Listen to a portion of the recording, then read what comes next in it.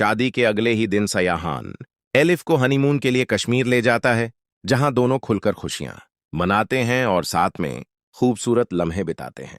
कुछ दिन बाद एक रोज सयाहान एलिफ को समुंदर के किनारे लेकर जाता है, लेकिन अचानक उसके सीने में तेज दर्द उठता है। वह अपना दिल पकड़ लेता है और देखते ही देखते बेहोश होकर गिर पड़ता है। यह मंजर देखकर एलिफ बुरी तरह घबरा जाती है और बिना वक्त गंवाए उसे तुरंत अस्पताल ले जाती है।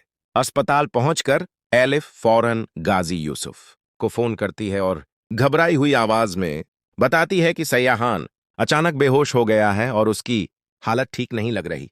यह खबर सुनकर गाजी यूसुफ बेहद परेशान हो जाता है और जल्द से जल्द अस्पताल पहुंचता है। डॉक्टरों की जांच के बाद यह सामने आता है कि सयाहान का दिल पूरी तरह फेल हो चुका है और अगर तुरंत हार्ट सर्जरी नहीं की गई तो उसकी जान बचाना नामुमकिन होगा। गाजी यूसुफ मायूस होकर एलिफ के पास आता है और कहता है कि तमाम कोशिशों के बावजूद भी सयाहान के लिए कोई डोनर नहीं मिल पा रहा। यह सुनकर एलिफ एक बड़ा फैसला करती है और कहती है कि वह अपना दिल देकर सयाहान की जान बचाएगी। गाजी यूसुफ पहले तो हैरान होता है, लेकिन फिर उम्मीद की एक किरण नजर आती है।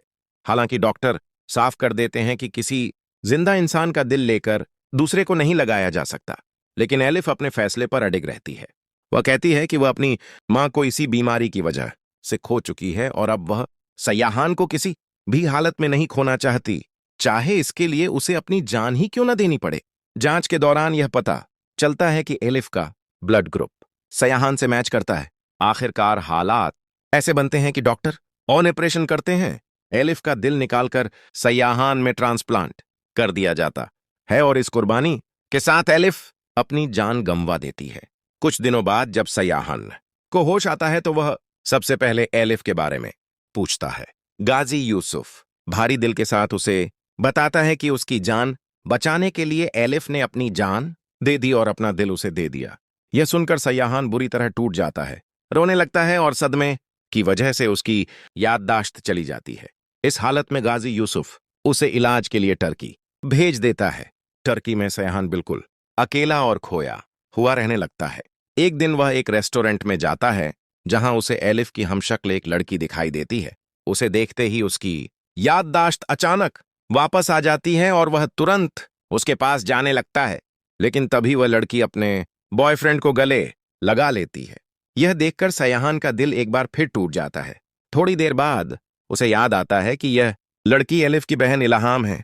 सयाहान इल्हाम के पास जाकर उसे सारी सच्चाई बताता है कि एलिफ उससे शादी कर चुकी थी और उसकी जान बचाने के लिए अपना दिल दे चुकी है। यह सुनकर इल्हाम फूट फूट कर रोने लगती है और अपने गुनाहों का इकरार करती है। वह कहती है कि उसने अपनी मां मरियम और एलिफ दोनों के साथ बहुत गलत किया और अब उसे अपनी गलतियों पर शर्मिंदगी हो रही है।